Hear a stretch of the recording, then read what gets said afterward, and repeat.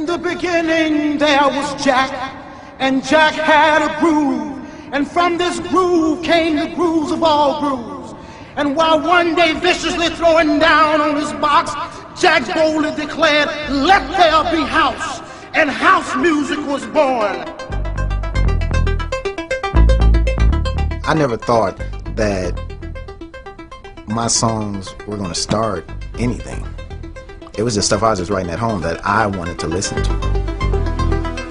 From the underground clubs of Chicago, house has grown into the biggest musical phenomenon since rock and roll. If somebody told me when I was younger that this music that we were making in our basement would be the shot heard round the world, I would say, give me some of what you smoking, pal, because it's just unbelievable. 15 years later, and house dominates pop music. From Madonna to U2, no one has escaped its restless beat. I think the house is a feeling, and I think that if you don't feel it, it can't be house. It's a feeling that's turned DJs into superstars. It's not just about playing the latest bunch of tunes.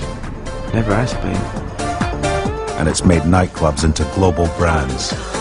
I certainly know that when a DJ gets out there and performs fantastically and does a brilliant job and there's a wicked crowd, you really can't beat it. You know the score, not just a type of music. It's a way of life.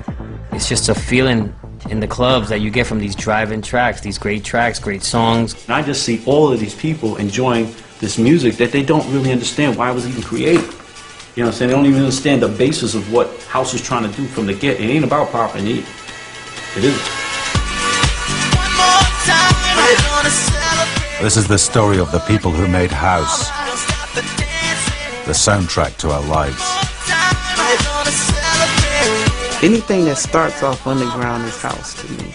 I don't care how big it gets.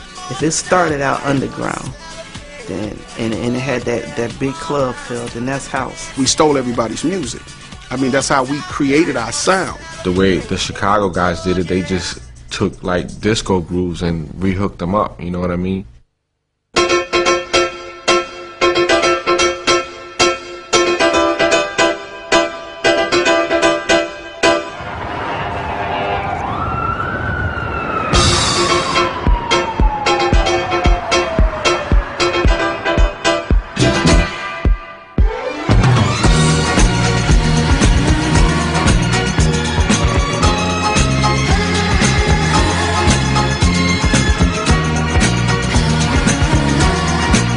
From the very beginning, it was the gay and black people that really kept dance music alive. Disco, dance music, it was really danceable R&B music that we were dancing to. And it wasn't until Saturday Night Fever came along that it exploded, and every goomba in the suburbs start dancing. If I can't have you, I don't want nobody, baby. At the end of 1977, Travolta showed everyone how to do the hustle. Disco came out of the underground.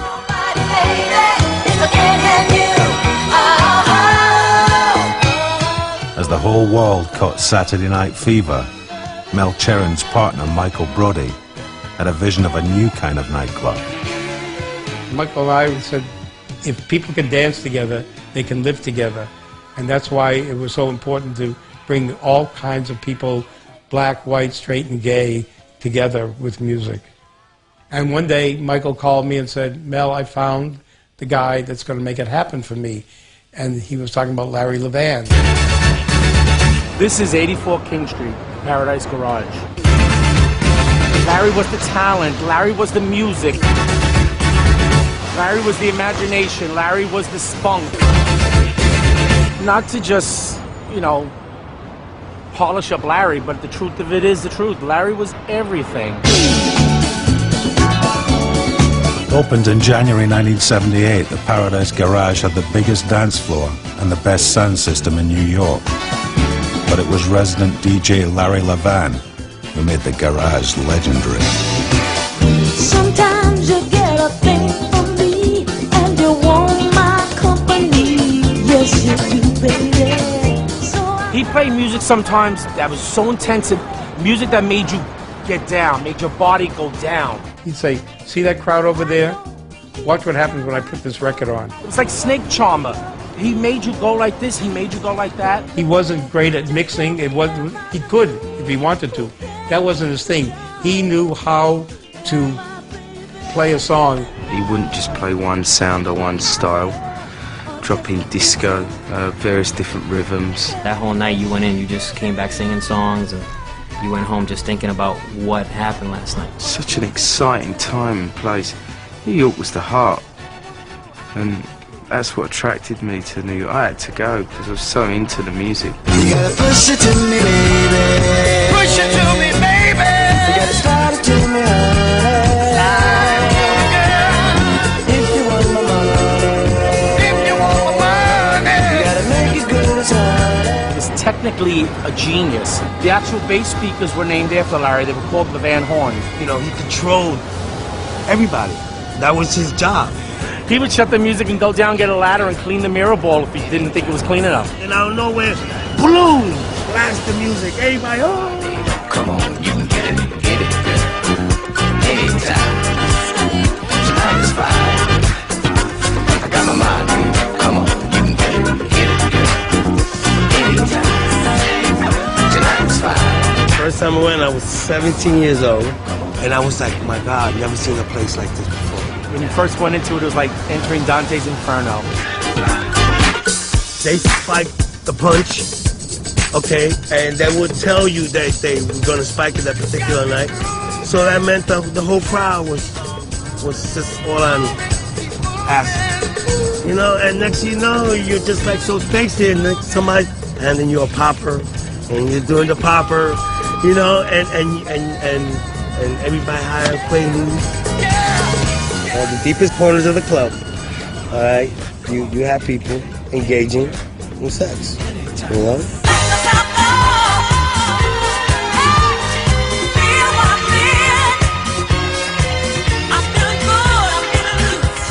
I could never figure out how people could stay up that long because I was kind of quite young then. I wasn't aware that they were doing drugs. So me and my friend, we used to just stay up all night and, you know, come 7, 8 in the morning, we were literally exhausted, but then we brought out the coffee and we were on the coffee, and I always used to fall asleep on the subway going home and end up stuck in the Bronx.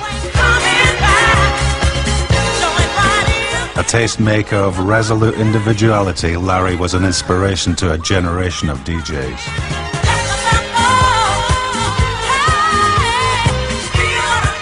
Larry could create a house party atmosphere with 2,000 people. It really got me into the whole club and DJ kind of thing. Paradise Garage set trends. Paradise Garage was one of the first of its kind, and 20 years later people are still talking about the influence Paradise Garage had on music in the culture.